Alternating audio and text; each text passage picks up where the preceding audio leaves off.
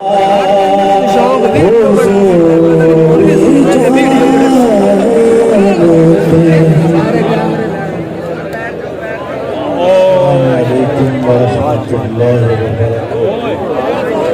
Billy, hello. والصلاة والسلام على نبينا وآله وصحبه وبارك وسلم. قال الله تعالى وتبارك في القرآن المجيد والفرقان الحميد في شان حبيبه مخبرا وعاملا إن الله وملائكته يصلون على النبي يا أيها الذين آمنوا صلوا عليه وسلموا تسليما. اللهم صل على سيدنا ومولانا محمد معدن الجود والكرم صلاة وسلاما عليك يا سيدي يا رسول الله وعلى آلك وأصحابك يا حبيب الله. حمد و تعریف و توصیف اللہ جل مجدہ الکریم کی ذات بابرکات کے لیے جو خالق کائنات بھی ہے اور مالک ششجہات بھی. اللہ جل وعلا کی حمد و ثنا کے بعد رسول رحمت شفیع معظم نبی محتشم حضور ختم المرتبت صلی اللہ علیہ وآلہ وسلم کے حضور ناز میں اپنی عقیدتوں ارادتوں اور محبتوں کا خراج پیش کرنے کے بعد واجب الاحترام ذوی الاحتشام معزز مکرم محتشم سامعین حاضرین السلام علیکم ورحمۃ اللہ وبرکاتہ.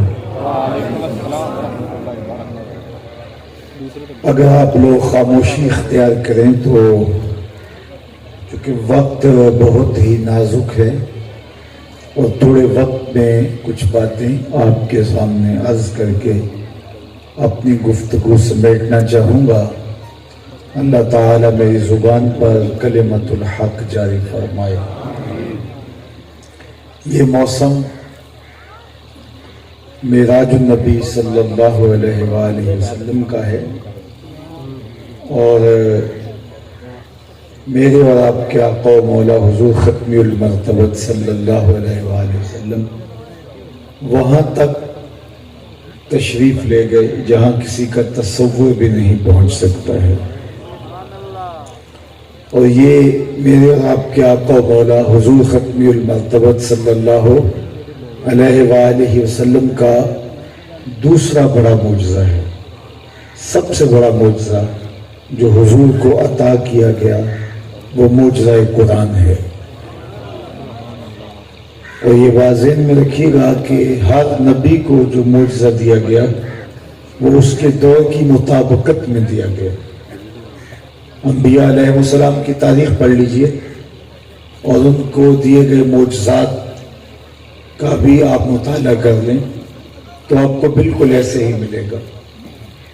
جس دور میں جس چیز کا عروج اور پانک پن رہا اس دور کے پیغمبر کو معجزہ بھی اسی قبیل کا دیا گیا. مثال کے طور پہ حضرت داؤد علیہ السلام کا زمانہ ہے تو یہ لوہے کی صنعت عروج پہ آتی ہے. آہن گری، لوہے کو گرم کر کے نرم کیا جاتا ہے، پھر اس کو ڈھال کر کے مختلف شکلیں دی جاتی ہیں، ظروف بنائے جاتے ہیں، آلات حرب و ضرب تراشے جاتے ہیں اور زرہیں بنائی جاتی ہیں. تو جب لوہے کی صنعت اپنے عروج پر تھی اور لوہے کو گرم کر کے نرم کر کے ڈھال کر اشیاء بنانے کا فن کمال کو پہنچا تو اللہ نے اپنے پیغمبر حضرت داؤد علیہ السلام کو یہ معجزہ دیا کہ وہ لوہے کو ہاتھ میں لیتے موم کی طرح نرم ہو جاتا. پھر جو شکل دینا چاہتے وہ صورت اس لوہے کو دے دیتے، اس کو اس شکل میں ڈھال دیتے. تو حضرت موسیٰ علیہ السلام کا زمانہ دیکھ لیجئے، یہ جادوگری کا زمانہ تھا. گھر گھر جادوگر پائے جاتے تھے.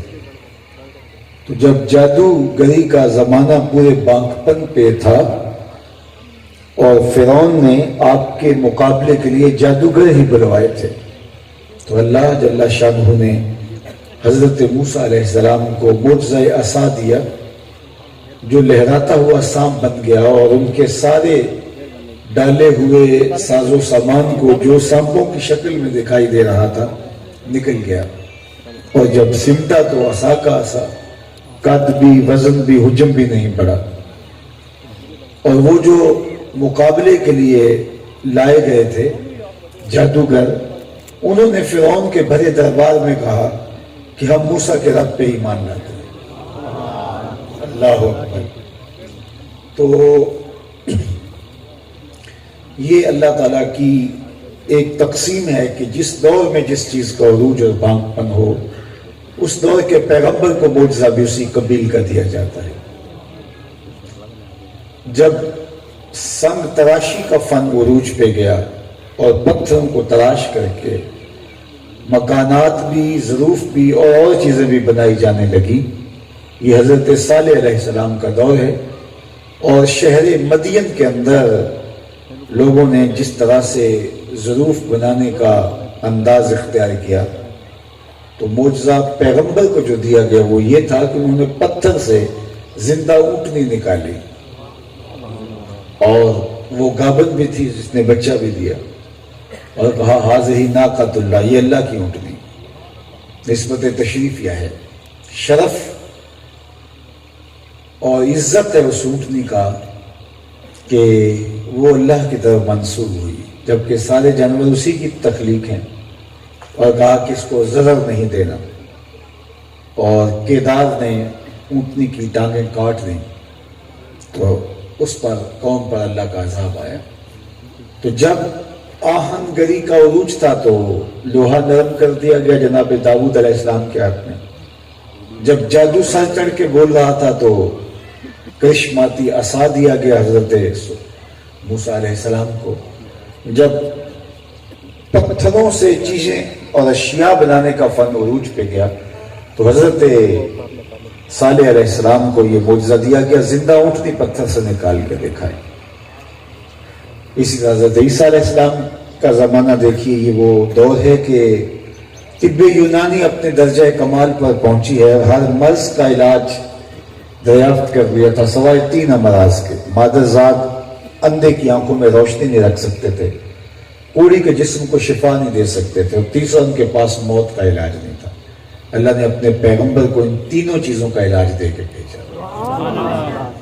مردے کو ٹھوکر مارتے اٹھ کے باتیں کرنے لگ جاتے، نابینا کی آنکھوں پہ انگلی رکھتے ہیں نور اتر آتا ہے، کوڑی کے جسم پہ ہاتھ پھیرتے ہیں شفا ہو جاتی ہے۔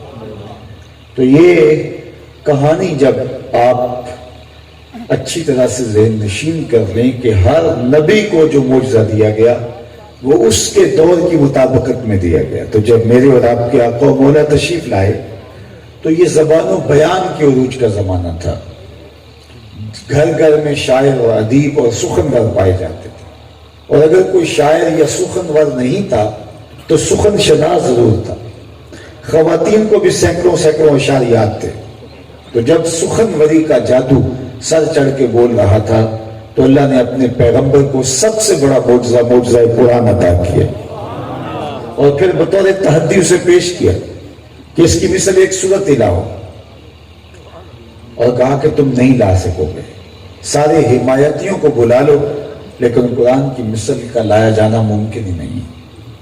آج بھی عالم کفر اسلام کے خلاف سازشیں کر رہا ہے، دن رات ایک کیے ہوئے ہیں، اذیتیں، تکلیفیں، فنڈز مقرر کرتا ہے اور پھر وہ کچھ لوگوں کو خریدتا ہے، امت کے اندر فسادات پیدا ہوتے ہیں، نئے نئے لوگوں کی نشت اور نہضت ہوتی ہے جو امت کے اندر نئی افکار لے کر کے آتے ہیں، باہمی مناقشتیں، فرقہ واریت، کیا کچھ کیا جاتا ہے۔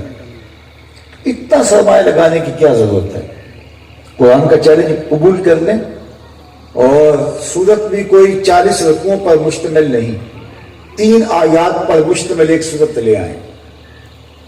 پیدائشی عرب لوگ ہیں جو مستشرق اسلام کے خلاف کام کر رہے ہیں، اردن میں، بیروت میں، شام میں، اب بغداد شہر کے اندر 15-16% بلکہ اس سے بھی زیادہ عیسائی اور مستشرقین ہیں۔ تو وہ پیدائشی عربی ہیں، تو وہ آئے نا اور آ کر کے اسلام کے خلاف جو اتنا جو سرمایہ لگا رہے ہیں، تو 3 آیتیں ادیب، صحافی، شاعر اکٹھے بیٹھ کے جڑ کے 3 آیتیں گھڑ لیں اور کہیں قرآن کے چیلنج کا ہم نے جواب دے دیا. لیکن نہ یہ ماضی کے کفار دے سکے، نہ عہد موجود کے کفار دے سکتے ہیں، اور نہ قیامت تک قرآن کے اس چیلنج کو کوئی قبول کر سکتا ہے. الاتقان فی علوم القرآن کے اندر امام سیوطی نے لکھا، اگر قرآن کی مثل لایا جانا ممکن ہی ہوتا تو بدر اور احد کی لڑائیاں نہ ہوتی، اتنے بندے وہ نہ مرواتے. سیدھی سی بات ہے کہ 3 آیتیں گھڑ کے لے آتے اور اسلام کا اتنا بڑا قلعہ اور عمارت وہ گر جاتی. لیکن وہ نہیں کر سکے اس لیے کہ وہ کر ہی نہیں سکتے تھے، اور آج بھی اربوں کھربوں ڈالر لگائے جا رہے ہیں. تو لائے نا 3 آیات پر مشتمل ایک سورت قرآن کے مقابلے میں گھڑ کے لے آئیں. لیکن آج بھی سازشیں کریں گے، پیسے لگائیں گے، لوگوں کو خریدیں گے، لیکن 3 آیتیں نہیں گھڑ سکتے. تیرے سامنے یوں دبے لچے فصحا عرب کے بڑے بڑے، کوئی جانے کہ منہ میں زبان نہیں بلکہ جسم میں جان نہیں. یہ قرآن کا چیلنج ہے. تو یہ سب سے بڑا معجزہ جو میرے اور آپ کے آقا مولا حضور حق بالمرتبت صلی اللہ علیہ وآلہ وسلم کو عطا کیا گیا. لیکن یہ واضح میں رکھیے گا کہ حضور کا عہد، حضور کا دور صرف 2 4 10 50 سالوں کے لیے ہی نہیں تھا. قیامت تک زمانہ میرے حضور کا ہے. تو صرف زبان و بیان نے ہی عروج نہیں پانا تھا، قیامت تک بہت ساری چیزوں نے عروج پانا تھا. اس لیے حضور کو اللہ نے معجزات بھی کئی عطا کیے. ہمارے تک جو پہنچے ہیں ان کی تعداد 1200 ہے. 1200 تو اسناد کے ساتھ ہمارے علماء نے بیان کیے. تو معجزات کی فہرست دیکھیے اور ہر دور کی اٹھان دیکھ لیجیے، آپ کو ایسا ہی ملے گا. ہر دور کے فخر کو کوئی نہ کوئی معجزہ توڑتا دکھائی دے گا. آج کی تاریخ میں ہم یہ دیکھتے ہیں کہ یہ جدید ٹیکنالوجی نے جو کرشمہ سازی کر دکھائی ہے کہ وہ فائر کر چکے ہیں، میزائل داغ چکے ہیں. بعد میں پروگرام تبدیل ہو گیا تو وہ بٹن دبائیں گے تو اس کا ہدف تبدیل کر سکتے ہیں. اس کو منزل پر پہنچنے سے پہلے کرش کرنا چاہیں تو توڑ سکتے ہیں. جو نشانہ لیا تھا فائر کرنے کے بعد اس نشانے کو تبدیل کر سکتے ہیں. کمان سے نکلا ہوا تیر واپس نہیں آتا، لیکن دور موجود میں یہ کرشمہ بھی جدید ٹیکنالوجی نے کر دکھایا کہ کمان سے نکلے ہوئے تیر بھی اپنے رخ بدلتے ہیں. تو یہ انسان کی ترقی کی کہانی ہے. حضرت عبداللہ ابن عباس رضی اللہ تعالیٰ عنہ فرماتے ہیں کہ ایک عربی حضور کی خدمت میں حاضر ہوا تو حضور نے اسے دعوت دین دی. اس نے کہا میں تو تب مانوں گا کہ یہ جو درخت کے اوپر کھجوروں کے پکے ہوئے خوشے ہیں یہ آپ کی نبوت کی گواہی ہے. تو فرمایا تب تو مان لے گا. اس نے کہا انکار کی گنجائش ہی نہیں رہی. تو حضور نے اشارہ کیا تو پکے ہوئے خوشے ٹوٹ کے حضور کے قدموں میں آ گئے. تو اس نے کلمہ پڑھنا شروع کر دیا چونکہ اس کا مطالبہ پورا ہو گیا. اب وہ جو ٹوٹے ہوئے کھجور کے خوشے تھے حضور اسے دے دیتے کہ جاؤ اپنے ایمان کے لانے کی خوشی میں بانٹ دو، یا وہاں موجود صحابہ کو تقسیم کر دیتے. وہ ساری زندگی فخر کرتے ہم معجزے سے توڑی ہوئی کھجوریں کھائی ہیں. لیکن حضور جانتے تھے قرب قیامت میں کمان سے نکلے ہوئے تیر واپس لائے جائیں گے اور میزائلز کے رخ تبدیل کیے جائیں گے. تو آقا کریم کھجور کے اس خوشے سے مخاطب ہو کے کہا تجھے جس کام کے لیے بلایا تھا وہ کام ہو گیا، اب واپس جا کے شاخ سے جڑ بھی جا. سبحان اللہ. صرف توڑنا ہی نہیں جانتے، جوڑنا بھی جانتے. ہر دور کی اٹھان دیکھیے اور حضور علیہ السلام کے معجزات کی فہرست دیکھیے، آپ کو ایسا ملے گا ہر دور کے فخر کو حضور کا کوئی نہ کوئی معجزہ توڑتا دکھائی دیتا ہے. لیکن 2 دور حضور کے انتہائی اہم ہیں. ایک جب تشریف لائے اور ایک قرب قیامت کا زمانہ، یہ دو دور اہم ترین دور ہیں جناب رسالت مآب صلی اللہ علیہ وآلہ وسلم۔ جب تشریف لائے تو زبان و بیان کا طوطی بولتا تھا، عروج تھا، بانکپن تھا، سخنوری کا، گھر گھر شاعر و ادیب تھے۔ تو جو معجزہ دیا گیا وہ قرآن، اور قرب قیامت میں انسان کے مادی ارتقاء کی کہانیاں اور سائنسی عروج اور بانکپن کی کہانیاں رقم ہونی تھی، اور لوگوں نے چاند پر جانے کی باتیں کرنی تھی۔ اپالو 11 کے ذریعے سے چاند پر قدم رکھنے کی کہانیاں زبان زد عام ہیں۔ وہاں ناسا کے اندر وہ انہوں نے راکٹ سنبھال کے رکھے، اور دنیا جاتی ہے اور ان کو دیکھتی ہے، اور وہ فخر سے کہتے ہیں کہ جناب ہم چاند کی چھاتی رونق چکے، اب مریخ کے سفر کی تیاریاں ہیں۔ تو انسان نے چاند کی چھاتی پہ قدم رکھنے تھے، مریخ کے سفر کی تیاریاں کرنی تھی۔ تو اللہ نے اپنے محبوب کو دوسرا بڑا معجزہ معراج عطا کیا کہ سائنسدان الٹی چھلانگیں بھی لگا لیں، وہاں ان کا تصور بھی نہیں پہنچ سکتا جہاں محمد عربی کے قدم پہنچ گئے۔ کوئی حد ہے ان کے عروج کی، بلغ العلا بکمالہ۔ اور میرے امام بولے خرد سے کہہ دو کہ سر جھکا لے، خرد سے کہہ دو کہ سر جھکا لے، گما سے گزرے گزرنے والے، یا خود پڑے ہیں جہت کو لالے، کوئی کیا بتائے کدھر گئے تھے، سراغ عین و متا کہاں تھا، نشان کیف و الا کہاں تھا، نہ کوئی ساتھی نہ کوئی راہی، نہ سنگ منزل نہ مرحلے تھے، کمان امکان کے جھوٹے نکتوں تم اول آخر کے پھیر میں ہو، محیط کی چال سے پوچھو کدھر سے آئے کدھر گئے تھے، کوئی حد ہے ان کے عروج کی، بلغ العلا بکمالہ۔ جن کی عظمتوں اور رفتوں کا عالم ہے کہ انسانی حیرت، انسانی عقل، فہم و ادراک آج بھی بڑھتا ہے حیرت میں، تو کون ہے جو ان کی عظمتوں کی گناہ تک پہنچ پائے؟ تو معراج ایک علامت ہے اس بات کی کہ میرے اور آپ کے آقا و مولا وہاں تک پہنچے جہاں کسی کا تصور اور تخیل بھی نہیں پہنچ سکتا، اور اتنی بلندیوں پر جا کر کے ہماری نجات، ہماری کامیابی کا سندیسہ لے کر کے آئے۔ چلو سائنسدان اس بات پہ فخر کرتے ہیں کہ ہم چاند کی چھاتی پہ قدم رکھا، اچھا تم اتنا اربوں روپے لگا کر کے اور سال ہا سال کی محنتوں کے نتیجے میں چاند پر پہنچے ہو، تو انسانیت کے لیے وہاں سے کیا لے کر آئے ہو؟ تو وہ مٹھی خاک کی ہے جو کہتے ہیں یہ ہم چاند سے لے کر آئے ہیں۔ تو خاک زمین پہ پہلی تھوڑی تھی، اتنی مسافتیں طے کر کے گئے اور اتنا سرمایہ لگایا، لوگوں نے زندگیاں گال دی، چاند پر جا کے واپس آئے ہو تو انسانوں کے لیے کیا لے کر آئے ہو؟ تو انسانوں کے لیے سوائے مٹھی خاک کے اور کچھ نہیں لائے، لیکن میرے حضور معراج پہ جاتے ہیں تو امت کی بخشش کا پیغام لے کر کے آئے، سبحان اللہ، بندگی کا سلیقہ آ کے سکھایا، 50 نمازیں ہدیہ کی امت کے لیے کہ یہ میرے رب نے تمہیں عطا کی ہیں۔ اللہ اکبر۔ حضرت موسیٰ علیہ السلام نے کہا کہ میں بنی اسرائیل کا تجربہ رکھتا ہوں، یہ 50 نہیں پڑھ سکیں گے، اللہ کی بارگاہ میں تخفیف کی درخواست کی ہے۔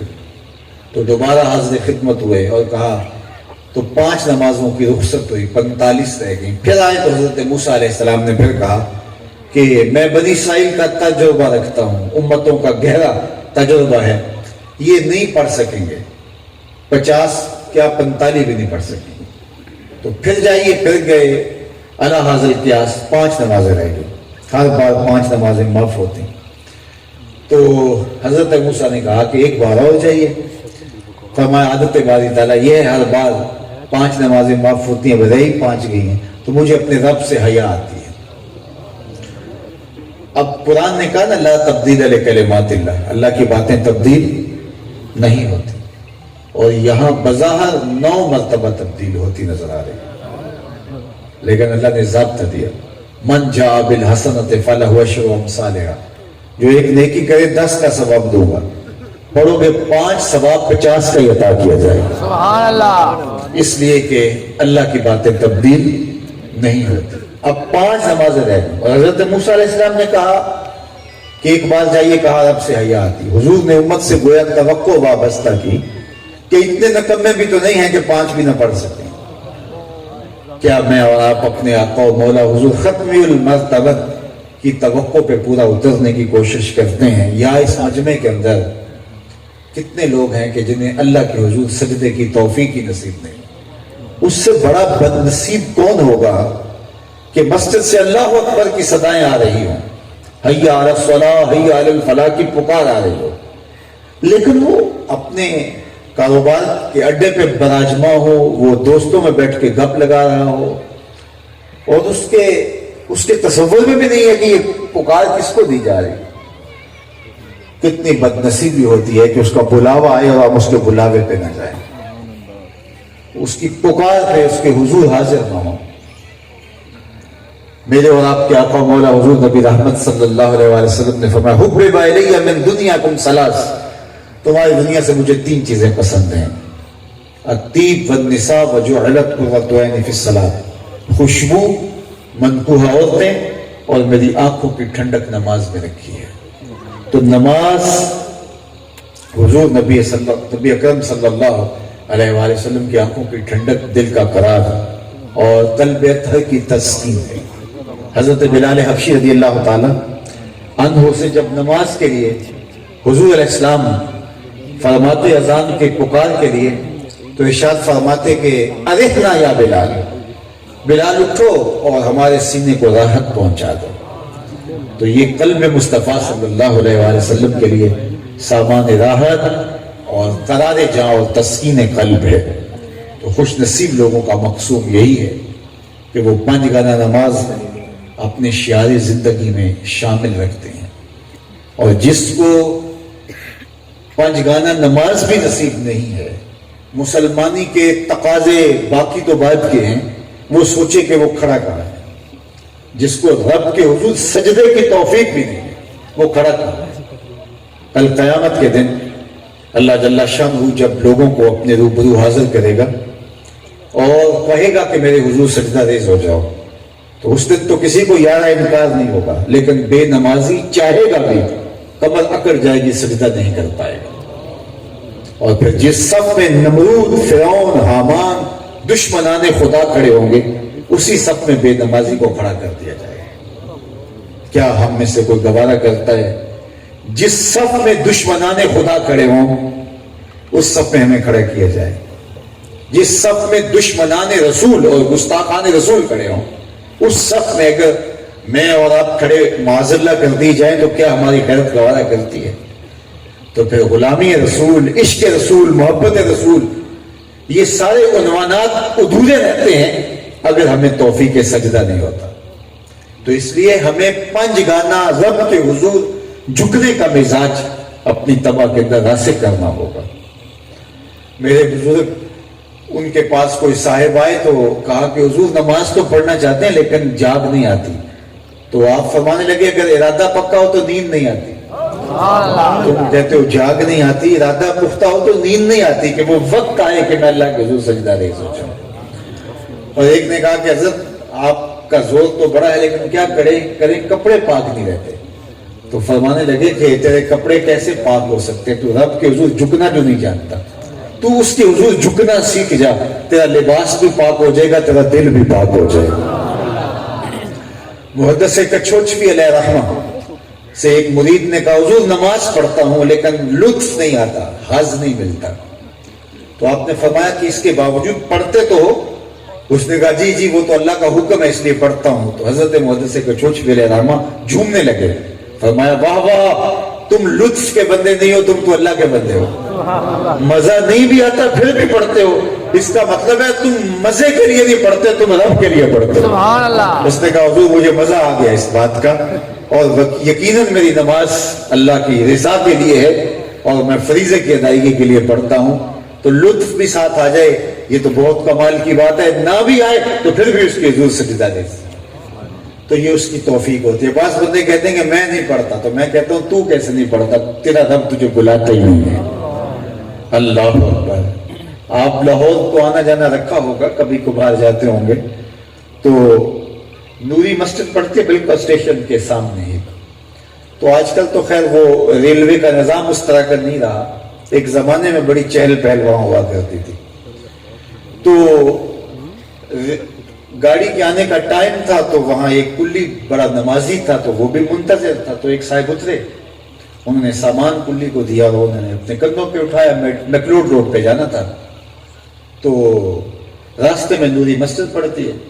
تو عصر کا وقت تھوڑا تنگ ہو رہا تھا تو انہوں نے کہا بابو میری نماز عصر رہتی ہے تو میں ذرا اللہ کے حضور 4 سجدے پیش کر دوں. اس نے کہا کوئی بات نہیں. سامان رکھا, وضو کے اندر نماز پڑھنے لگا. نماز ذرا خشوع و خضوع سے اہتمام سے پڑھنے کی عادت تھی. تو یہ بار بار وہ جہاں جوتے اتارتے ہیں وہاں آ کر کے اندر کو جھانکتا ہے اور بابا جی ابھی رکوع میں ہیں, ابھی قیام میں ہیں. خیر سلام پھرا تو تسبیحات فاطمہ پڑھنے کی بھی عادت تھی تو وہ پڑھنے لگے. تو بابو نے دیکھا تو وہ تسبیحات پڑھ رہا تو اس کا ضبط کا بندھن ٹوٹ گیا. پہلے وقت زیادہ ہو گیا تھا تو اس نے جوتوں والی جگہ پہ کھڑے ہو کے اندر جھانک کے کہا بابا آ بھی جاتے تو کیڑی شے نہیں آن دیندی, بابا آ بھی جاتے تو کیڑی شے باہر نہیں آن دیندی. تو بابا جی نے پلٹ کے دیکھا, کہا بیٹا جیڑی شے تینوں اندر نہیں آن دیندی.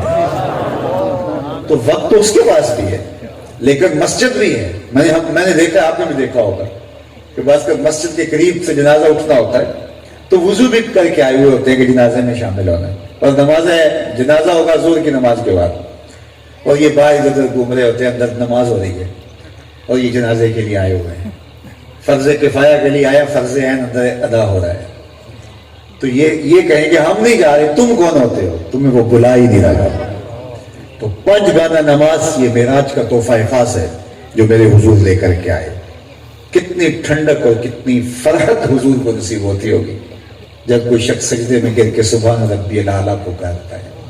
تو اس لیے میں آپ سے کہوں گا کہ اپنی زندگیوں کو اس طرح سے ڈھالیں کہ نماز کے بغیر قرار ہی نہ آئے, سکون ہی نہ ملے, تسکین ہی نہ پہنچے اگر رب کے حضور سجدہ ریزی نصیب نہیں ہوئی. اللہ آپ کو توفیق ارزانی فرمائے. دوران گفتگو آپ کے علاقے ہی نہیں بلکہ ہمارے اہل سنت کے ماتھے کا جھومر حضرت قبلہ پیر سید خلیل الرحمن شاہ جی رحمۃ اللہ زیدہ مجدہ تشریف فرما ہوئے. بصمیم قلب ہم انہیں خوش آمدید کہتے ہیں. اللہ ان کا سایہ محبت اہل سنت پہ دراز فرمائے. اور یہ اس علاقے میں خاص طور پہ جو مدارس دینیا کا نظم لے کے آگے چل رہے ہیں اور دیگر خدمات دینیا سر انجام دے رہے ہیں, محبوب کریم کے صدقے اللہ قبول فرمائے اور رحمتوں کا حصار اللہ تعالیٰ جل شانہ ان کے ذوق گن رہے. آپ جس شوق سے محبت سے تشریف لائے اللہ اس کی برکتیں آپ سب کی زندگیوں میں اتار دے. یہاں ایک فتح عرضی وقف کیا گیا ہے جہاں المصطفیٰ اسلامک سینٹر بننے جا رہا ہے. میں شاہ جی کو بھی اور آپ سب لوگوں کو مبارکباد بھی دیتا ہوں اور دعاؤں کے لیے بھی ملتمس ہوں. اللہ کرے تکمیل کے مرحلے تک پہنچے اور پھر وہاں بھی تعلیم و تعلم کے سلسلے ہوں. آپ کی دعاؤں کے ساتھ وآخر دعوانا ان الحمدللہ رب العالمین. الحمدللہ رب العالمین والصلاة والسلام علی اشرف الانبیاء والمرسلین. اللہ اٹھے ہوئے ہاتھ کبھی خالی نہیں موڑنا, پھیلی ہوئی جھولیاں رحمتوں سے بھر دینا. جتنے لوگ آئے ہیں سب کو خیر عطا کر دے. اللہ اس مجلس کی برکتیں سب کی زندگیوں میں یوں ڈال دے کہ اس مجلس میں موجود کوئی شخص بھی نماز سے محروم نہ رہے. سب کو 5 گانا سجدوں کی توفیق ارزانی فرمائے. وصلی اللہ تعالی علی النبی الامین وآلہ وصحبہ. اللہ اولاد نرینہ بے اولادوں کا دعوت